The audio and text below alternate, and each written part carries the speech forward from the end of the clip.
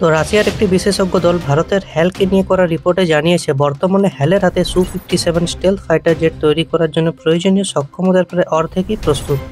এখন হ্যাল নিজস্ব একটি মূল্যায়ন তৈরি করছে, যেখানে তারা হিসাব করছে কতটা বিনিয়োগ, পরিকাঠামো, উন্নত প্রযুক্তি, আর&ডি ও সাপ্লাই চেন উন্নয়ন প্রয়োজন পুরো স্কেলে সু-57 উৎপাদন শুরু করতে। এটি সফল হলে ভারত তার নিজস্ব মাটিতে পঞ্চম প্রজন্মের স্টেলথ ফাইটার জেট তৈরি করার দিকে আরেকটি বড় পদক্ষেপ নেবে। এছাড়াও ভারতের পঞ্চম প্রজন্মের স্টেলথ ফাইটার জেট অ্যামকা নিয়েও প্রতিরক্ষা মন্ত্রী রাজনাথ সিং গুরুত্বপূর্ণ আপডেট দিয়েছেন। তিনি জানিয়েছেন নকশার কাজ সম্পূর্ণ হয়েছে এবং উন্নয়নও যথেষ্ট সন্তোষজনক। তিনি বিলম্বের আশঙ্কা উড়িয়ে দিয়ে আত্মবিশ্বাসের সঙ্গে বলেছেন 10 বছরের সময়সীমার আগে এটি সরবরাহ করা হবে। তবে সু-57 নিয়ে কিছু দ্বিধা থাকলেও রাজনাথ সিং রাশিয়া থেকে অতিরিক্ত S-400 ডিফেন্স সিস্টেম কেনার ব্যাপারে যথেষ্ট স্পষ্টবাদী ছিলেন। তিনি বলেছেন, যা কিছু ভারতের নিরাপত্তা শক্তিশালী করবে তা অর্জনে আমাদের কোনো দ্বিধা নেই। আর এটি এমন এক সময় বলা হয়েছে যখন প্রথম রেজিমেন্টগুলোর ডেলিভারি সফলভাবে এগিয়ে চলেছে।